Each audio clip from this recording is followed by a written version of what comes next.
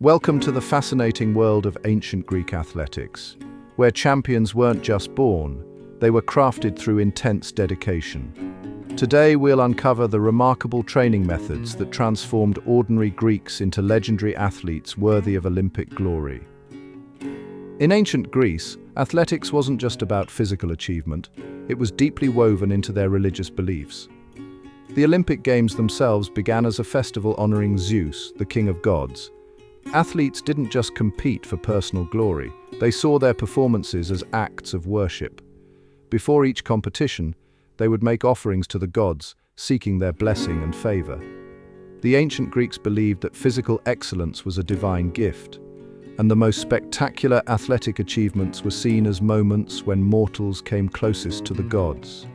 This spiritual connection helped transform the Olympics from local contests into pan-Hellenic festivals that united the Greek world. Even the famous Olympic torch ceremony, which we still celebrate today, started as a tribute to Prometheus, who gave humans the gift of fire. Let's step into a typical day at an ancient Greek gymnasium, where athletes trained with incredible dedication.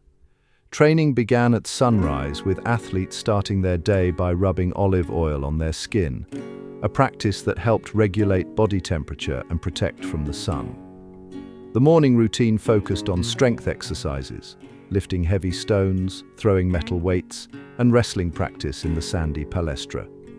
Coaches, known as paidotribai, closely supervised these sessions, ensuring proper technique and pushing athletes to their limits. After a light meal of bread, fish, and figs, afternoon sessions included running drills, javelin throwing, and discus practice. Athletes trained naked, which they believed allowed for better movement and helped coaches spot any issues with form or technique.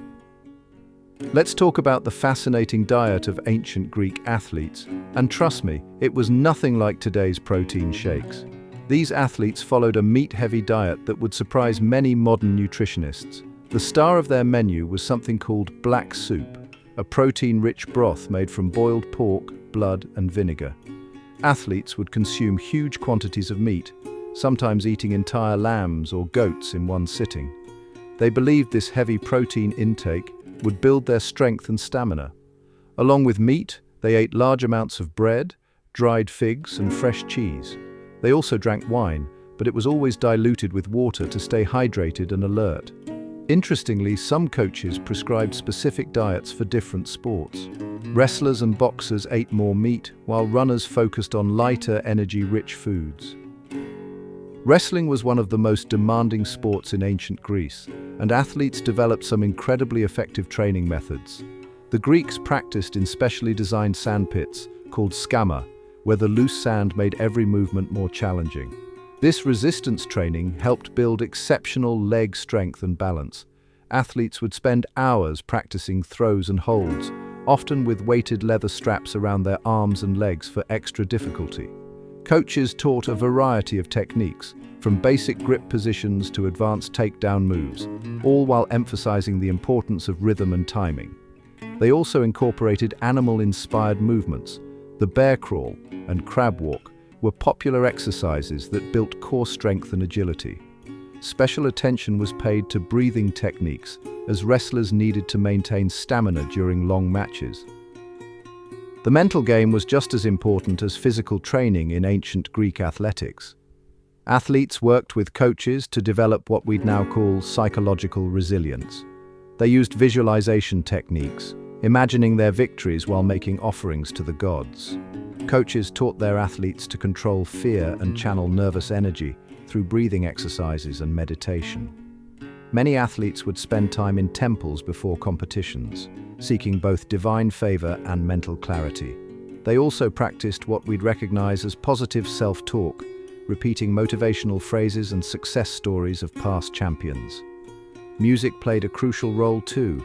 Athletes often trained to rhythmic flute melodies, believing it helped coordinate movement and maintain focus.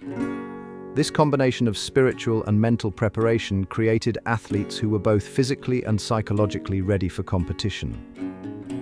Let's explore how ancient Greek athletes dealt with injuries and maintained their health. Greek doctors were surprisingly advanced in sports medicine, combining practical experience with early scientific understanding. They used a fascinating mix of herbal remedies and physical therapies, everything from special plant-based ointments to therapeutic massage. Hot and cold treatments were common, with athletes alternating between hot baths and cold plunges to reduce inflammation. For muscle strains, doctors applied bandages soaked in wine and herbs. They also understood the importance of proper recovery, prescribing rest periods and gentle exercises after injuries. Prevention was key too. Athletes regularly used massage and stretching to avoid injuries. Interestingly, some of their methods, like cupping therapy and compression wrapping, are still used by athletes today. You might be surprised to learn that ancient Greek athletes didn't just train in silence. Music and dance were essential parts of their preparation. Athletes regularly practiced to the rhythm of flutes and lyres, which helped them develop coordination and timing. Dancing wasn't just for entertainment, it was a serious training tool. Athletes performed specific dance movements that mimicked their sports, helping them build agility and balance.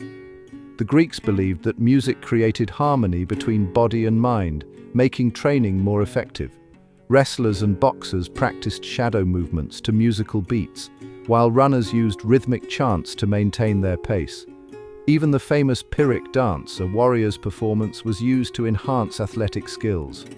Coaches noticed that athletes who trained with music showed better form and endurance. Let's explore some of the most remarkable training facilities in ancient Greece, where athletic legends were born. In Athens, the Academy and Lyceum weren't just schools, they were cutting-edge training centers where athletes practiced alongside philosophers. The Spartan training grounds were famously tough, with their agog system pushing young athletes to extreme limits. The gymnasium at Olympia was particularly special, featuring specialized areas for different sports, and a practice track the exact length of the Olympic Stadium. Athletes would train here for a month before the Games, adapting to the local conditions. These facilities had unique features.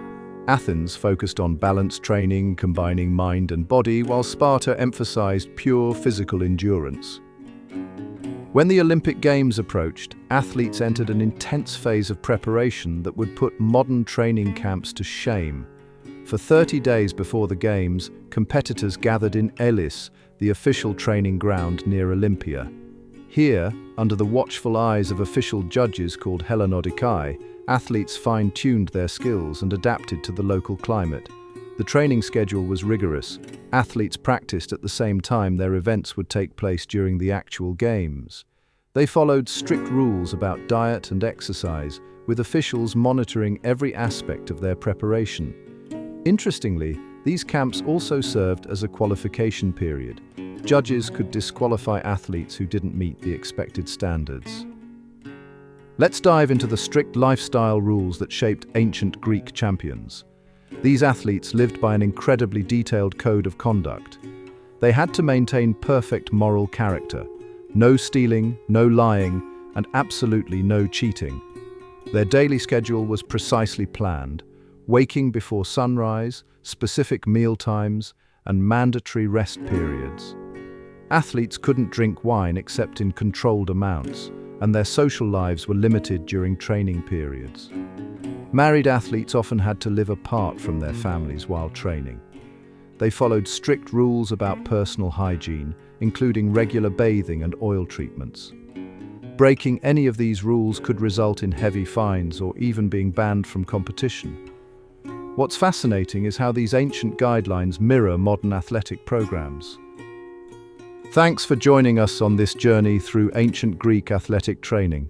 If you enjoyed learning about these fascinating techniques, don't forget to like this video and subscribe to our channel. Share it with friends who love history or fitness. They'll thank you later.